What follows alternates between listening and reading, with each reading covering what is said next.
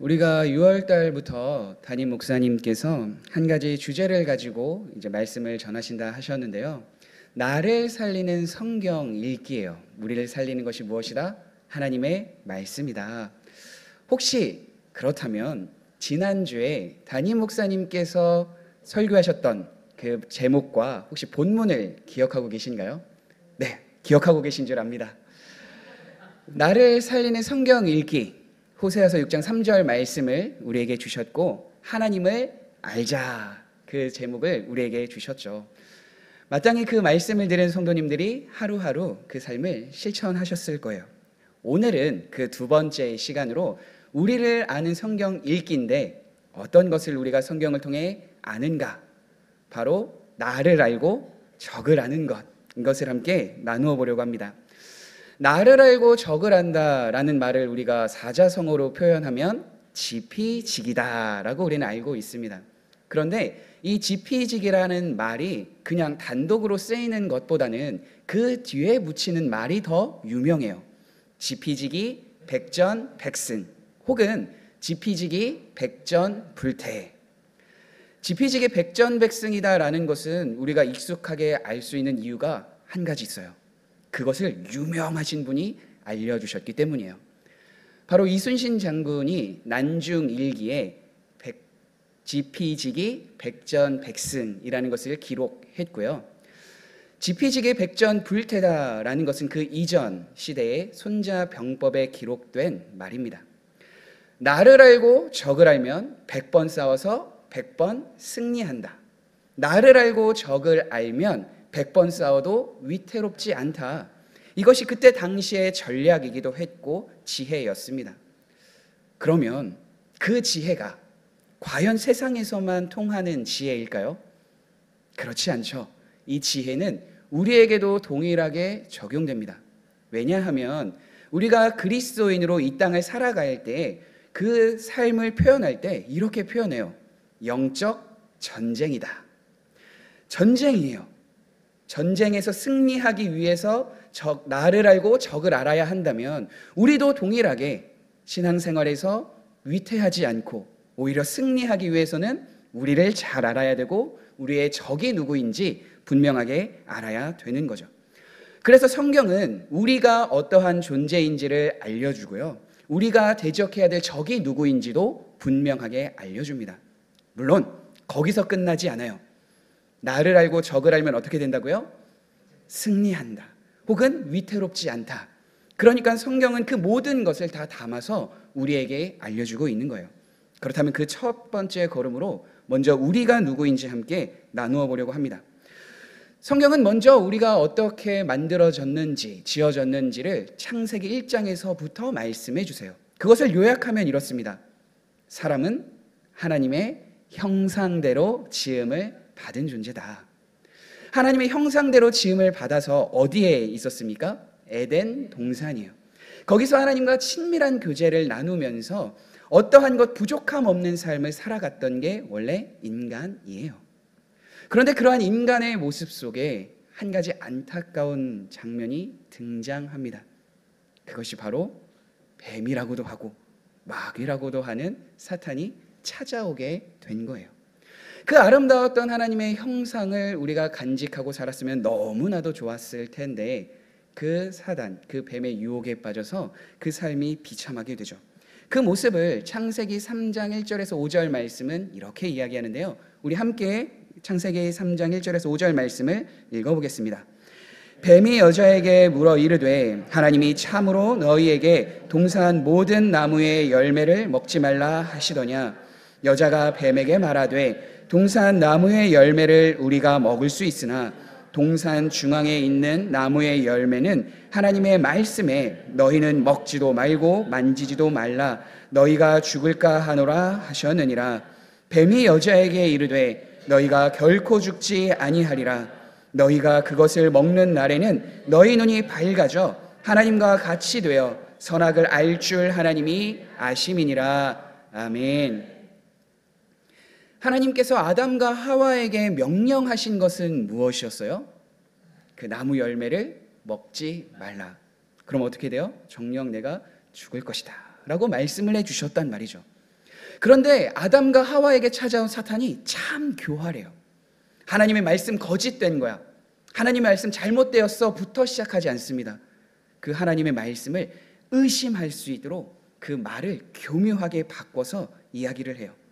하나님이 주신 말씀을 왜곡하게 하여서 하나님이 주신 말씀을 의심하게 만들고 결국 어떻게 해요? 하나님의 말씀을 지키지 않도록 그 삶을 부추깁니다.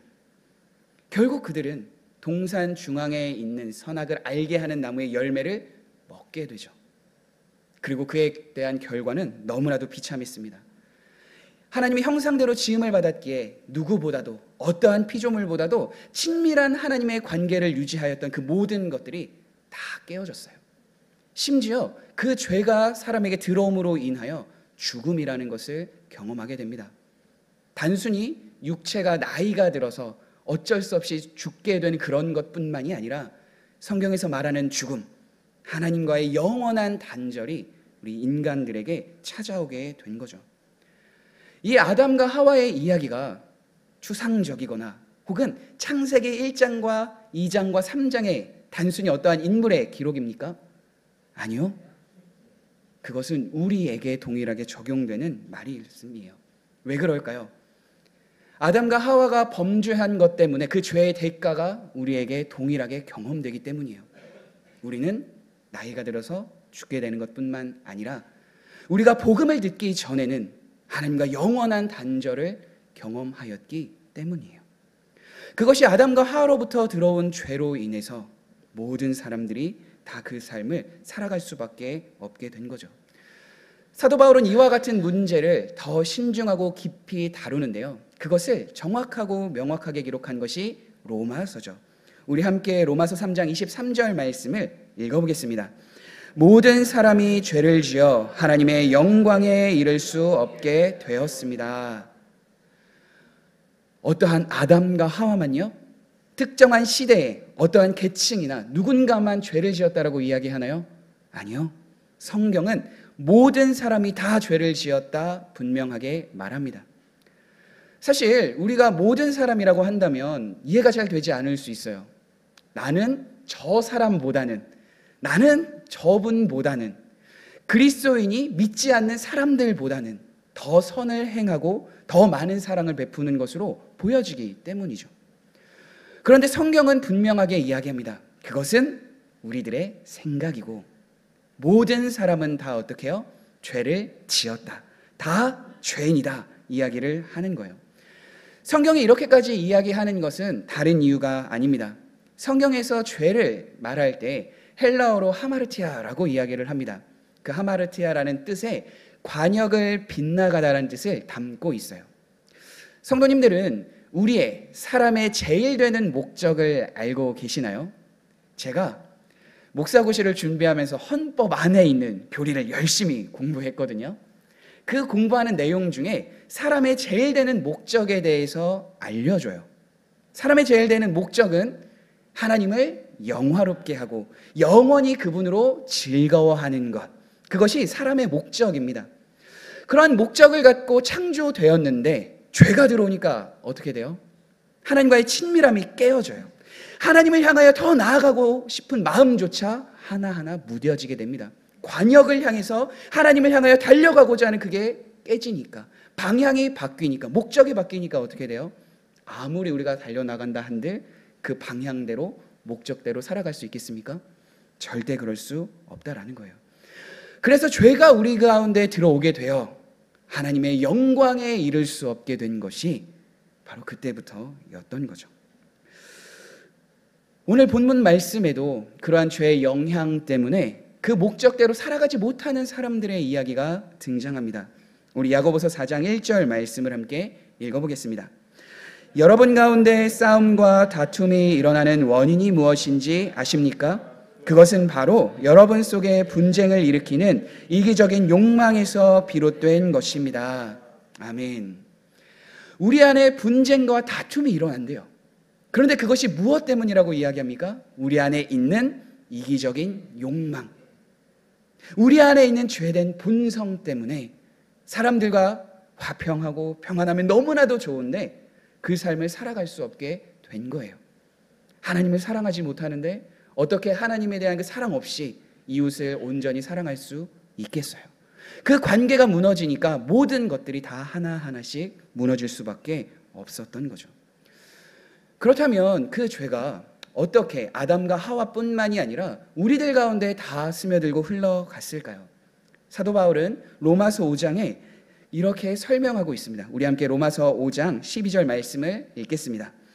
그러므로 한 사람을 통해 죄가 세상에 들어왔고 그 죄를 통해 사망이 들어온 것처럼 모든 사람이 죄를 지었으므로 사망이 모든 사람에게 이르렀습니다.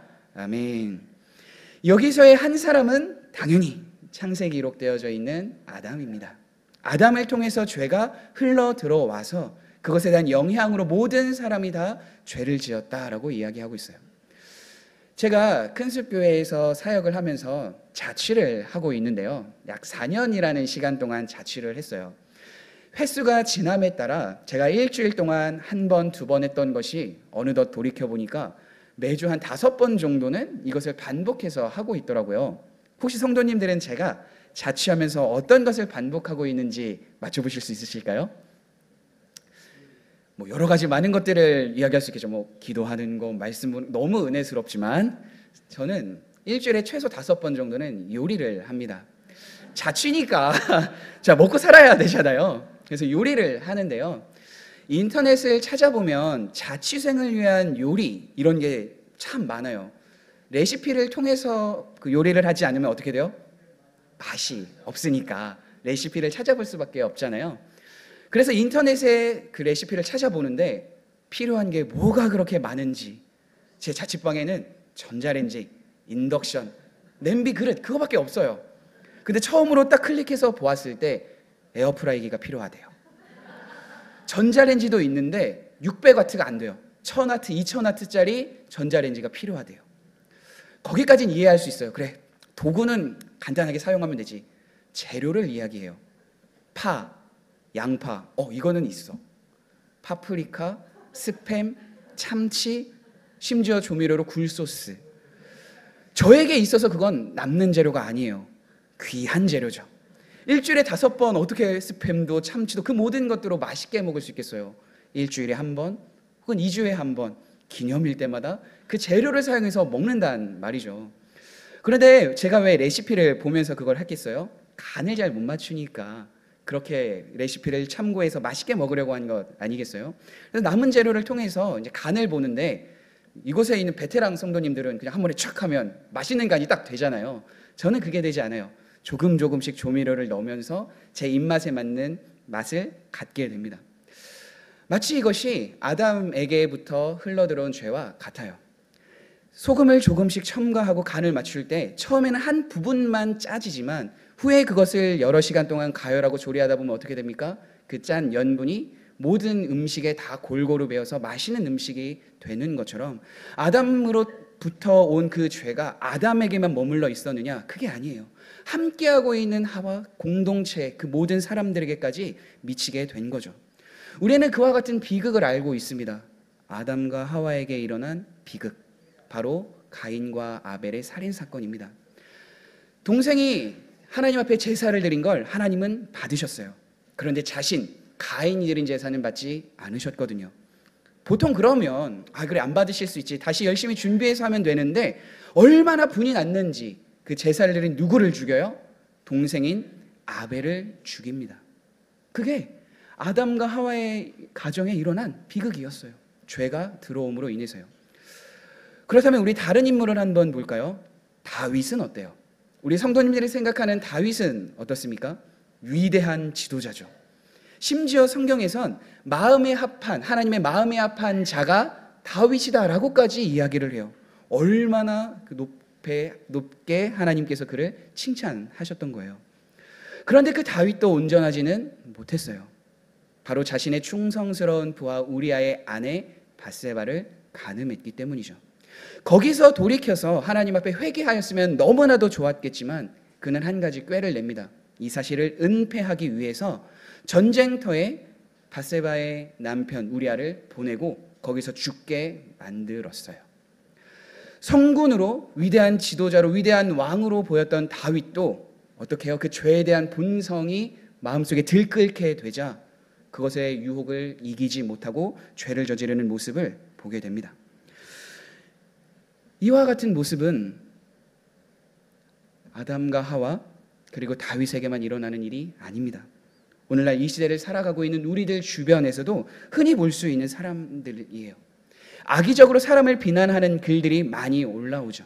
선을 행하여 그 사람을 도와줬음에도 불구하고 어떠한 이유로 그 사람을 핍박하고 박해하는 내용들의 뉴스가 많이 등장합니다. 그래서 이제는 그 선한 일을 하지 말아야지, 도와주지 말아야지. 그래서 그 자리를 지나치니까 어떻게 돼요? 왜 사람을 도와주지 않느냐고 오히려 비난하고 오히려 그 사람을 뭐라고 하는 뉴스도 우리 주변에서 쉽게 찾아볼 수 있어요. 이것이 바로 우리들입니다. 죄에 대한 본성, 죄에 대한 그 유혹을 이기지 못하고 감당하지 못하는 그런 삶이 우리 모든 사회 전반에 나타나 있는 거예요. 그래서 그것에 대한 처절한 싸움과 고민을 하였던 인물이 있습니다. 바로 사도 바울이에요. 우리 로마서 7장 21절에서 24절 말씀을 함께 읽겠습니다. 그러므로 나는 이런 법칙을 발견했습니다. 선을 행하려는 마음은 나에게 있지만 악이 나와 함께 있다는 것입니다. 사실 나의 속 중심에서는 하나님의 법을 즐거워합니다. 그러나 나의 몸의 여러 부분들에서는 다른 법이 작용하고 있습니다. 그 법이 내 마음의 법과 싸워 나를 내 몸에서 작용하고 있는 죄의 법에 사로잡히게 합니다. 나는 참으로 비참한 사람입니다. 누가 나를 이 사망의 몸에서 구원해 내겠습니까? 처절하게 고민하는 거예요. 내 마음속에 하나님을 믿게 된 이후에 선을 행하고자 하는 마음도 있지만 아직까지도 그 내면에 무엇이 있어요? 그 선한 마음과 싸우려고 하는 죄의 마음, 그 법이 사도 바울에게조차 있었다라는 거예요. 너무나도 그 비참함을 그가 경험합니다. 누가 나를 이 사망의 몸에서 구원해낼 수 있겠습니까? 반대로 이야기하면 나의 힘, 나의 자력으로는 도저히 그 모든 죄에 대한 문제를 해결할 수 없다. 분명하게 고백하고 이야기하는 거예요. 사도 바울뿐만이겠습니까? 우리도 동일해요. 우리의 힘과 능력으로는 그 죄에 대한 유혹을 해결할 수 없고 벗어날 수 없습니다.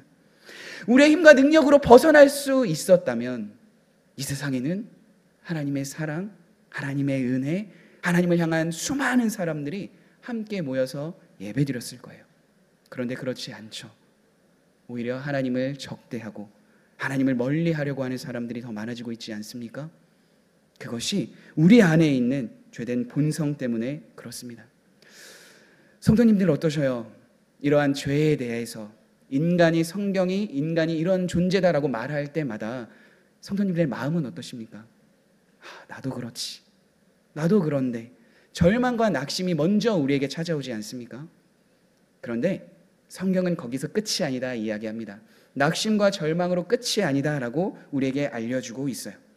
우리가 스스로 무능력하고 죄를 해결할 수 없을 때 누구를 바라보게 하십니까? 예수 그리스도. 말씀을 통하여 예수 그리스도를 바라보게 하시는 분이 하나님이셔요. 그래서 구원의 감격이 얼마나 크고 놀라운지, 하나님의 사랑이 얼마나 크고 위대한지를 우리의 모습을 통해서 비추시며 깨닫게 해 주시는 거죠. 이렇듯 우리는 이러한 존재인데요. 지피, 그거 외에 지피, 지기에서 이제 한 가지 더 알아볼 대상이 있습니다. 바로 적이죠. 성경은 적을 분명하게 이야기합니다. 우리의 적은 누굴까요? 사탄, 마귀. 제가 군대에 들어가서 정훈 교육을 이제 받은 적이 있는데요. 국가에 대한 주적이 누구인지, 어떠한 삶을 살아가야 되는지 그런 교육들을 막 해요. 그래서 우리의 주적은 누구입니다! 라고 이제 간부들을 통해서 이제 듣게 되는데요. 그 모든 모임을 다 마치고 병사들끼리 모이면 그 주적이 바뀌게 돼요. 우리의 주적은 간부야. 이런 이야기를 우스갯소리로 함께 하는 모습을 이제 보게 되는데요. 그러나 우리의 주적은 바뀌지 않습니다. 그리스도인의 주적은 결코 바뀌지 않아요. 단 하나, 바로 사탄임을 기억하시길 바랍니다. 사탄이라는 존재에 대해서 그래서 우리가 알 필요가 있어요. 성경에서 우리가 어떠한 존재인지를 알려주는 것처럼 사탄이 또한 어떠한 존재인지 성경은 우리에게 분명하게 알려줍니다. 물론 사탄이 이러한 존재다, 이러한 존재임을 명확하게 이야기하는 성경 말씀은 없습니다. 그런데 이사야서 14장과 에스겔서 28장에 보면 바벨론 왕과 두로 왕에 대한 심판, 그리고 그 이후에 일어날 일들에 대해서 알려주는 것을 보게 되는데, 그 심판과 그 왕들에 대한 내용을 비추어 신학자들은 그것이 하나님께서 사탄에 대해서 말씀하고 있는 것이다 라고 이야기하고 있어요. 우리가 그러면 사탄은 이런 존재이다라고 두리뭉실하게 넘어가야 되나요? 그렇지 않아요. 감사하게도 예수님께서는 그 사탄이 누구인지, 어떠한 본질을 갖고 있는지 명확하게 알려주셨어요. 우리 요한복음 8장 44절의 말씀을 읽어보겠습니다. 너희는 너희 아비 마귀에게서 났으니 너희 아비의 욕심대로 너희도 행하고자 하느니라. 그는 처음부터 살인한 자요 진리가 그 속에 없으므로 진리에 서지 못하고 거짓을 말할 때마다 제 것으로 말하나니 이는 그가 거짓말쟁이요 거짓의 아비가 되었음이라.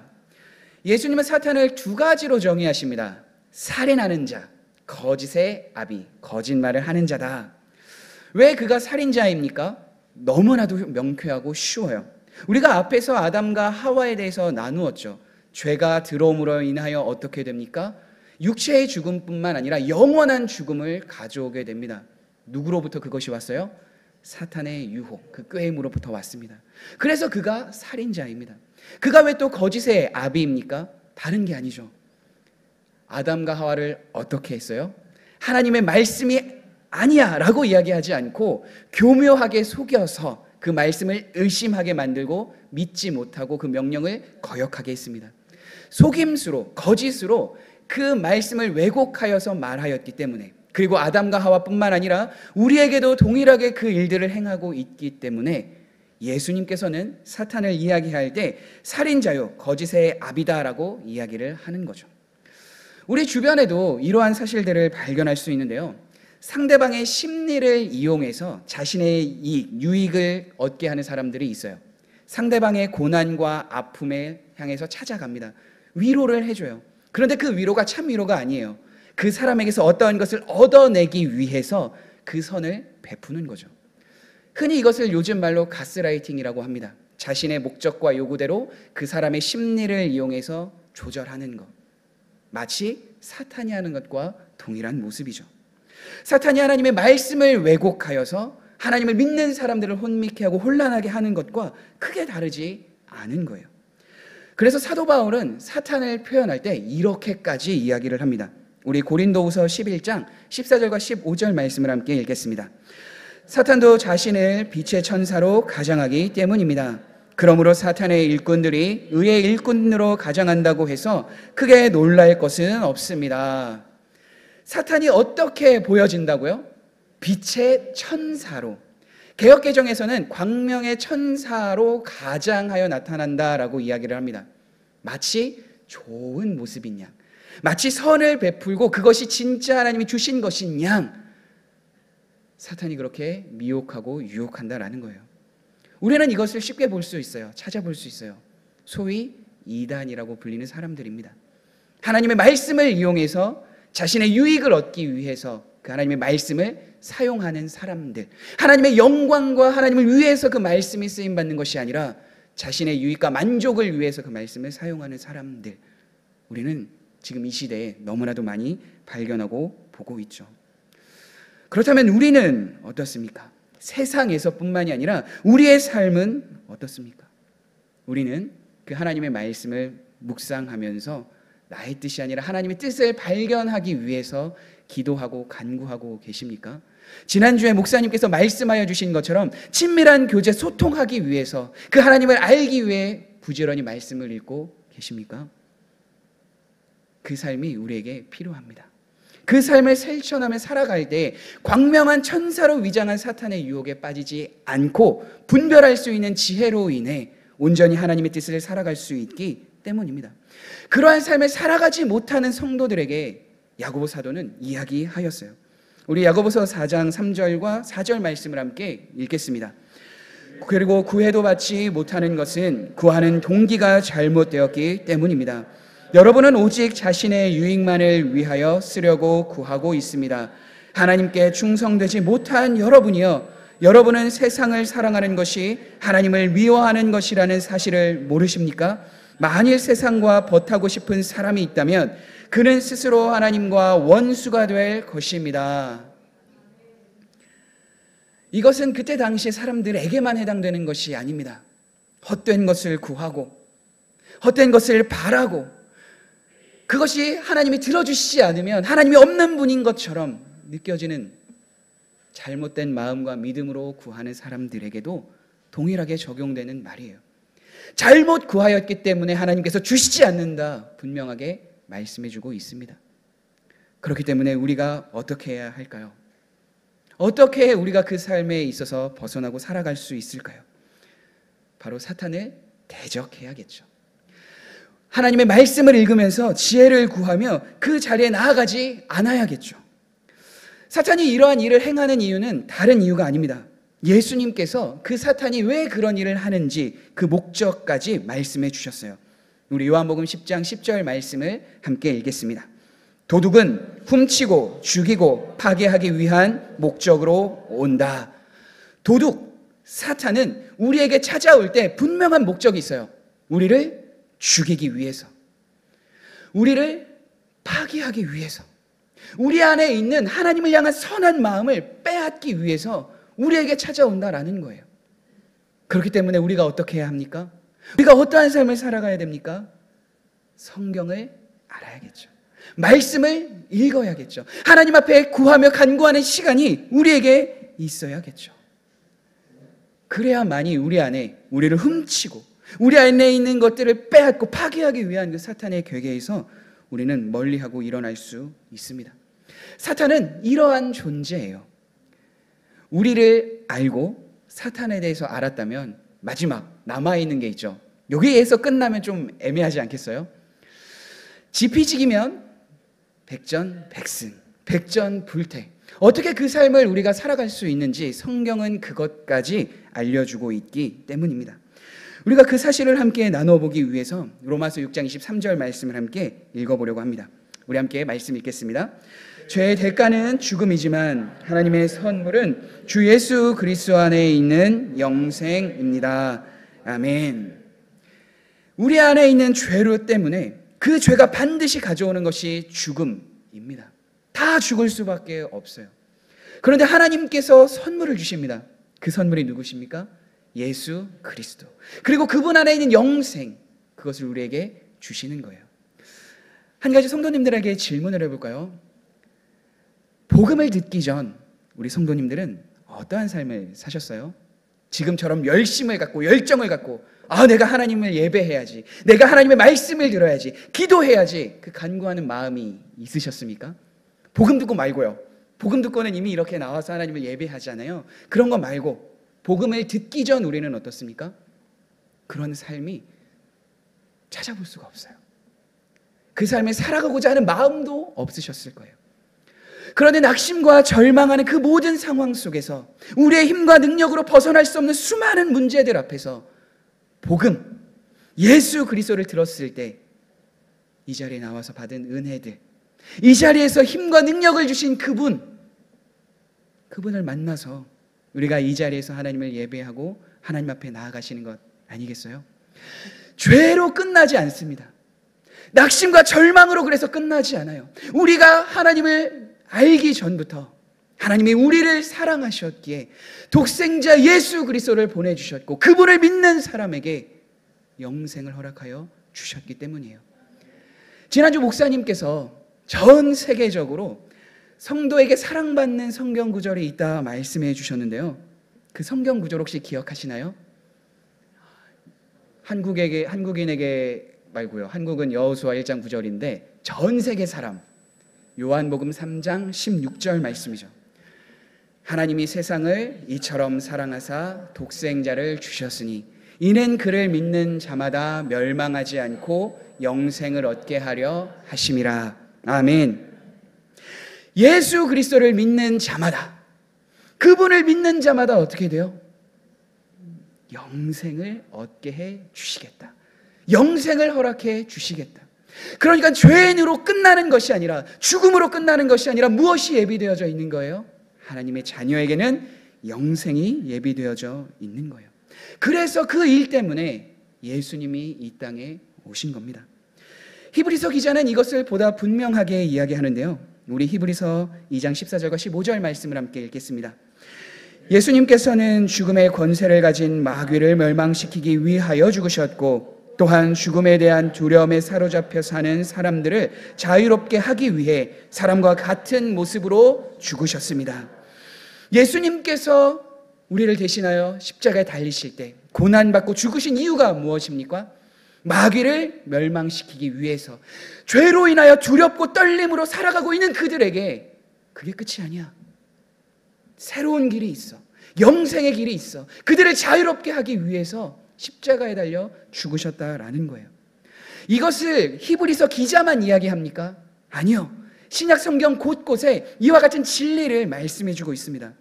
우리 골로새서 2장 14절과 15절 말씀도 함께 읽겠습니다. 하나님께서는 우리를 거스르는 기록된 빚의 문서들을 우리 가운데서 취하셔서 그것들을 십자가에 못 박아 깨끗이 없애 주셨습니다. 이렇게 하여 하나님께서는 세상의 주권과 능력을 꺾으시고 온 세상 사람들에게 십자가를 통한 승리를 보여주셨습니다. 아멘. 그렇게 하나님의 자녀된 우리가 어떻게 승리할 수 있습니까? 어떻게 위태롭지 않은 삶을 살아갈 수 있습니까? 우리와 함께 하시는 분, 말씀, 그 능력이 하나님의 자녀인 우리들에게 있기에 가능한 거예요. 이전에는 내가 행할 수 없고 이전에는 내가 바라볼 수 없었던 그 속에서 하나님이 우리를 먼저 사랑하셔서 예수 그리스도를 보내주셨고 그분을 믿는 자들에게 죽음의 권세 더 이상 우리를 주장하지 못하고 우리 안에 있는 두려움, 낙심, 절망, 아니 더 큰 미래, 더 큰 하나님께서 주신 그 계획을 바라보게 하셔서 그 두려움과 낙심을 벗어버리게 하시는 은혜를 우리들에게 더하여 주신 줄 믿습니다. 그렇기 때문에 우리는 오늘 본문의 말씀처럼 살아갈 수 있는 거예요. 우리 야고보서 4장 7절과 8절 말씀을 읽어보겠습니다. 그런즉 너희는 하나님께 복종할지어다. 마귀를 대적하라. 그리하면 너희를 피하리라. 하나님을 가까이 하라. 그리하면 너희를 가까이 하시리라. 아멘. 하나님의 자녀가 아닌 사람들은 이 말씀을 실천할 수 없어요. 하나님께 복종할 수 있겠습니까? 순종할 수 있겠습니까? 죄에 대한 본성이 다스리고 있는데, 죄에 대한 욕망으로 살아가려고 하는데, 하나님의 친구, 하나님의 자녀로보단 세상의 벗이 되고 세상의 유혹에 살아가는 거죠. 마귀를 대적하는 것이 아니라 그 마귀를 쫓아 자신의 유익을 위하여 살아갈 수밖에 없는 거예요. 그러나 하나님의 자녀인 우리는 어떻습니까? 하나님의 말씀에 순종할 수 있어요. 아직도 우리 안에 죄된 본성이 남아있지만 우리와 함께 하시는 성령님이 어떻게 인도하십니까? 말할 수 없는 탄식으로 우리를 위하여 간구하심으로 우리가 하나님을 더 향하여 나아갈 수 있도록 은혜를 더해 주세요. 마귀를 대적할 때 이전에는 우리의 힘과 능력으로 대적할 수 없지만 우리의 힘이 아니죠. 우리 안에 믿음을 주시는 이, 능력을 주시는 이 예수 그리스도의 이름의 능력으로 마귀를 대적할 때 그 마귀가 피하는 거예요. 그리고 그 삶을 추구하며 살아가기로 결단할 때 말씀을 보며 기도하며 가까이 가는 삶을 살아가기로 할 때 이제 저 멀리 계시던 분으로 여겨졌던 하나님이 우리와 가까이 하시며 우리의 삶에 위로와 평강과 능력을 베풀어 주십니다. 사랑하는 성도 여러분, 그렇게 우리가 하나님의 말씀을 알아야 합니다. 지난주 목사님께서 이 말씀하여 주신 것처럼 하나님을 알되 힘써 알아야 되는 것처럼 하나님에 대한 그 계시가 말씀에 다 들어있는 것처럼 우리에 대해서, 적에 대해서 하나님의 자녀가 그 모든 것들을 알고 승리하며 위태롭지 않는 영적 전쟁에서 승리할 수 있는 그 모든 비결이 말씀 속에 있습니다. 그렇기 때문에 우리는 말씀을 봐야 합니다. 기도해야 합니다. 그 삶을 살아가는 우리 모든 성도님들이 되시길 간절히 소망합니다. 이 삶을 살아갔던 수많은 인물들이 있어요. 대표적인 인물이 요셉입니다. 형들의 미움을 받아서 노예가 되었어요. 그리고 어떠한 유혹으로 인하여 그 유혹을 뿌리쳐서 감옥에까지 갇히게 됩니다. 사실 노예라고 하면 인생의 가장 밑바닥 아니겠어요? 소위 요즘 말로 하면 근데 그게 인생의 밑바닥이 아니에요. 저 지하가 남아 있었어요. 바로 감옥에 갇혀서 그 모든 것들을 다 잃어버리게 되는 그 상황이 요셉에게 주어졌던 거죠. 요셉이 왜 그렇게 감옥에까지 갇히게 되었습니까? 보디발의 아내의 유혹에 동참하지 않았기 때문이에요. 그가 보디발의 아내가 유혹할 때 그에게 말하였던 것이 있어요. 내가 어찌 이 큰 악을 하나님 앞에 행하겠습니까? 하나님과 함께하는 삶을 요셉이 살았기에 그 유혹에서 벗어나는 걸 무엇으로 이야기해요? 하나님께 이것이 죄악되기 때문에 저는 그 삶을 살아가지 않겠습니다 이야기해요. 당시의 문화적으로는 그게 당연한 거였지만 문화와 당시의 가치를 따르지 않고 하나님의 뜻과 하나님의 가치를 따라서 요셉은 살았습니다. 그래서 감옥에 갇히게 된 거예요. 낙심과 절망이 찾아와서 하나님을 원망할 수도 있었지만 그것으로 그의 삶은 끝나지 않았습니다. 하나님께서 그를 높여주셔서 이집트의 총리가 되게 하여 주셨고 그 자신만 그렇게 건져냄 받은 것이 아니라 큰 기근과 흉년이 들었을 때 자신과 멀리 떨어져 있던 가족들도 구원을 얻었고 가족뿐만이 아니라 이집트 전 지역의 기근으로 어려웠던 수많은 사람들에게 곡식을 나누어 줌으로 인하여 그 기근을 면하게 했어요. 요셉뿐입니까? 아니요. 성경에 수많은 인물들이 있어요. 그 중에 다니엘과 세 친구 메삭, 아벤느고, 사드락도 동일합니다. 느부갓네살 왕 때에 느부갓네살 왕이 금신상을 세웁니다. 그리고 그 앞에 절을 하게 해요. 그런데 절하지 않으면 풀무불에 다 던져서 죽게 하겠다 말합니다. 그런데 그 이야기를 듣고 그 다니엘의 세 친구 메삭, 사드락, 아벤느고는 금신상에 절하지 않아요. 그래서 어떻게 됩니까? 풀무불에 들어가게 되죠. 그들이 풀무불에 들어가기 전에 느부갓네살 왕에게 이야기한 대목이 기록되어져 있습니다. 우리 다니엘서 3장 17절과 18절 말씀을 읽겠습니다. 왕이여, 우리가 섬기는 하나님이 계신다면 우리를 맹렬히 타는 풀무불 가운데에서 능히 건져내시겠고 왕의 손에서도 건져내시리이다. 그렇게 하지 아니하실지라도 왕이여, 우리가 왕의 신들을 섬기지도 아니하고 왕이 세우신 금신상에게 절하지도 아니할 줄을 아옵소서. 왕이여, 금신상에 저희는 절하지 않겠습니다. 풀무불 가운데에 들어간다 하여도 당신 왕 앞에 그 말을 명령을 들을 수 없습니다. 하나님께서 능히 우리를 건져내 주실 것입니다. 그러나 그 풀무불에 우리의 몸이 다 타 없어진다 하여도 우리는 절대 이 마음을 변치 않을 것입니다. 이 고백을 한 이후에 풀무불에 들어가요. 그 결과는 우리가 다 잘 알고 있습니다. 머리카락 하나도 하지 않고 그 생명이 보존되었죠. 다니엘의 이 세 친구뿐만입니까? 아니요. 다니엘도 동일하게 그 비슷한 사건을 경험해요. 다리오 왕 때에 왕의 신하들이 다니엘을 시기하여 조서를 내리게 합니다. 이제 앞으로 30일 동안 왕 외에 누구에게도 구하는 일들, 기도하는 일들, 신에게 구하는 일들 하지 말게 해주세요. 만약에 그 명령을 어길 시에는 사자굴에 밥이 되게 해주세요. 왕의 조서의 명령을 쾅 찍습니다. 그런데 그와 같은 사실을 알고도 다니엘은 어떻게 합니까? 전에 하던 대로 창문을 활짝 열어요. 하나님 앞에 기도합니다. 사람들이 보았어요. 그래서 다니엘이 사자굴에 들어가게 되었죠. 그 이후의 결과 우리 너무나도 잘 알고 있죠. 하나님께서 천사를 보내주셔서 사자들의 입을 봉하여 주시고 그 생명을 보존시켜 주셨어요. 이것이 요셉과 이것이 다니엘과 세 친구만의 이야기입니까? 아니요. 하나님의 자녀인 우리들의 이야기가 됩니다. 이전에는 행할 수 없었지만, 이전에는 그렇게 살아갈 수 없었지만 하나님의 자녀가 된 우리에게 하나님께서 말씀의 능력을 더하여 주셨고 그것으로 능히 살아갈 수 있는 은혜를 우리에게 더해 주셨기에 우리가 결단하고 하나님 앞에 물러서지 않는, 대적에게서 물러서지 않는 믿음으로 살아가기로 결단하면 우리는 그 길을 능히 걸어가게 될 줄 확신합니다. 그래서 사도 바울은 에베소 교회에게 이렇게 말하였어요. 우리 에베소서 6장 11절과 13절 말씀을 함께 읽겠습니다. 사단의 악한 속임수에 넘어가지 않도록 하나님의 무기로 완전 무장하시기를 바랍니다. 우리의 싸움은 이 땅의 사람들에 대항하여 싸우는 것이 아니라 이 세상의 어두운 세력들과 공중의 권세 잡은 악한 영들에 대항하여 싸우는 것입니다. 하나님의 전신갑주가 필요한 이유가 여기 있습니다. 그것은 악한 날에 쓰러지지 않고 싸움이 끝난 후에도 굳건히 서기 위해서입니다.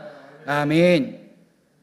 하나님의 말씀의 능력으로 전신갑주를 입으십시오. 마귀를 대적하여 승리하는 삶을 살아가십시오. 하나님의 말씀을 알고자 힘쓰며 하나님의 말씀을 통하여서 주시는 은혜를 사모하며 주 앞에 서는 모든 성도님들이 되시길 간절히 바랍니다.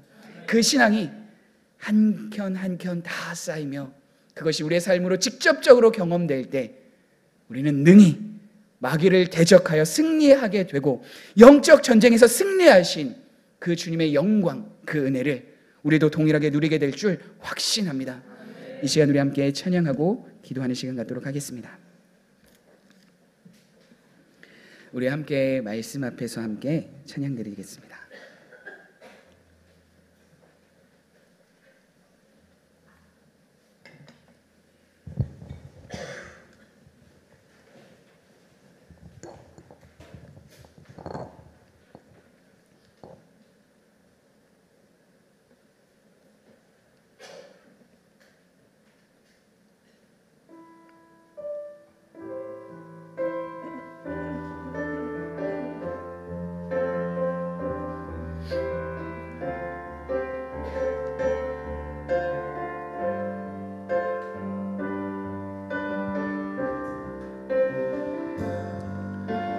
말씀 앞에서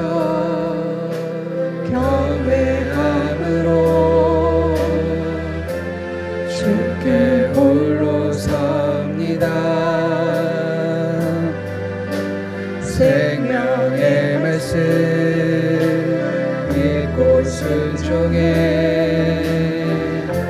주를 예배합니다. 기록된 말씀 힘이 있어서 진리로 우리 거룩해 하며 거룩한 말씀 세세 영원히 복음이 되어 말씀하시네. 하나님 말씀에 두려워 떠는 자, 그 말씀에 생명을 거는 자, 한 사람 찾으시는 주님의 약속을 믿어.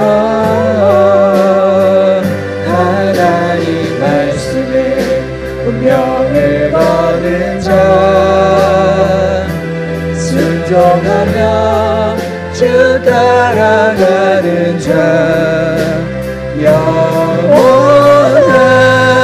하나님 나라 이뤄갈 주의 교회여.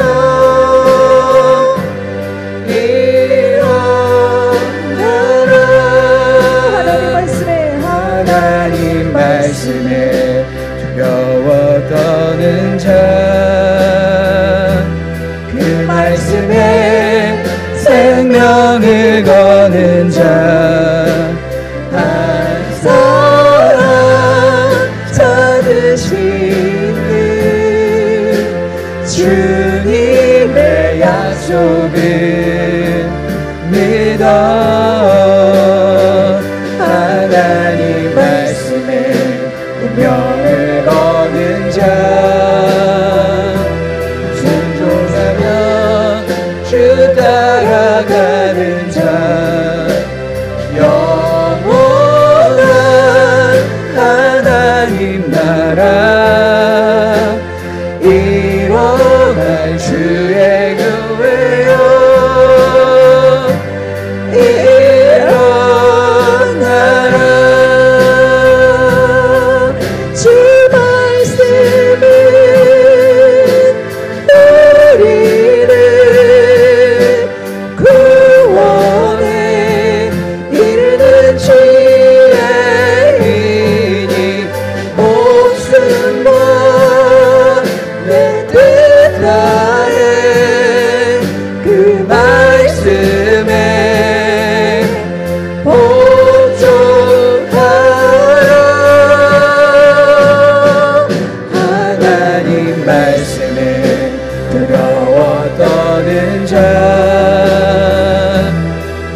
말씀에 생명을 거는 자 한 사람 찾으시는 주님의 약속을 믿어 하나님 말씀에 운명을 거는 자 순종하며 주 따라가는 자 영원한 하나님 나라 이뤄갈 주의 교회여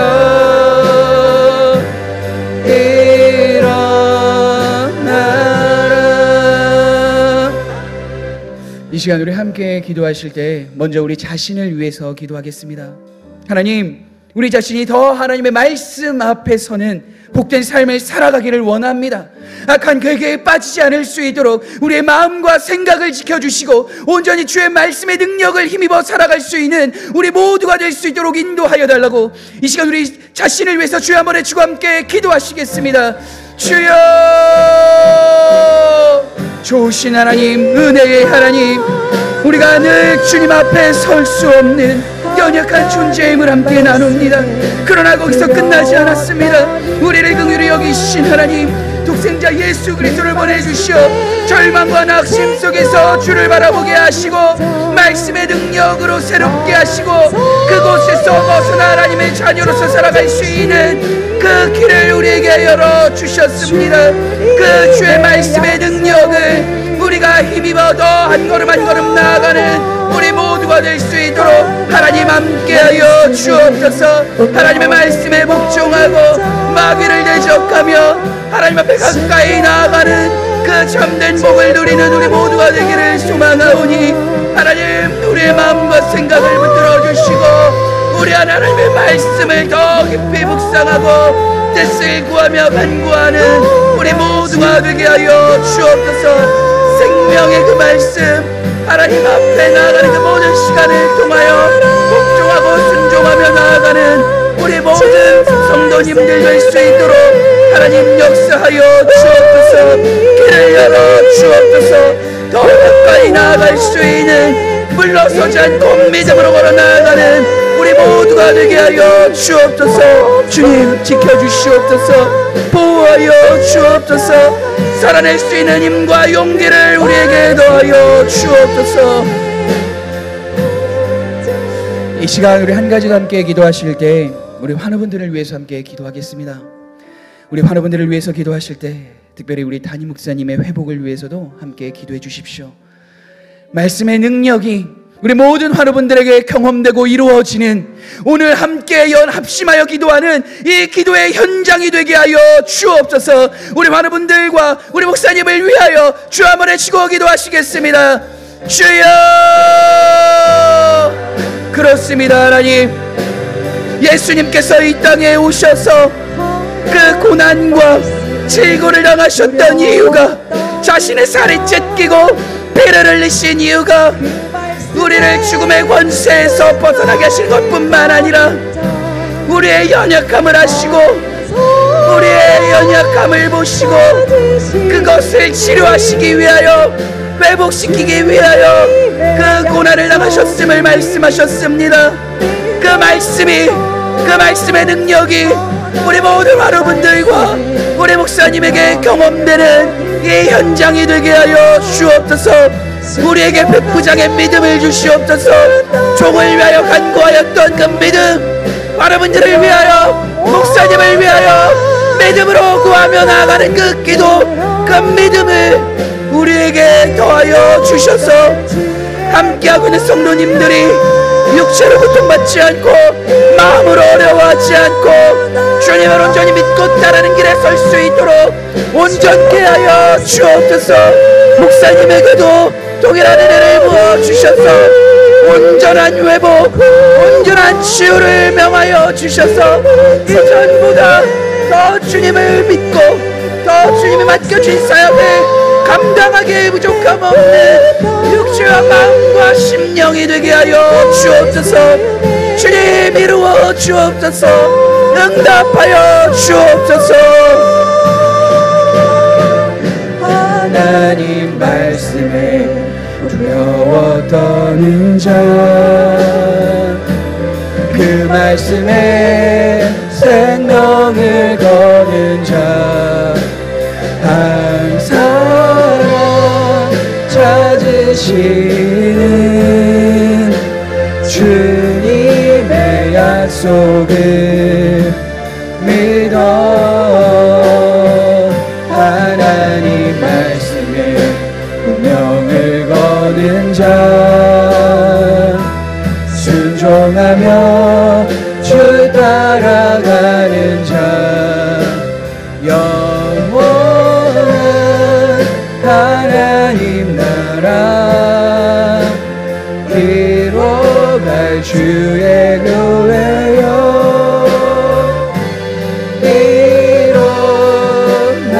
일어나라.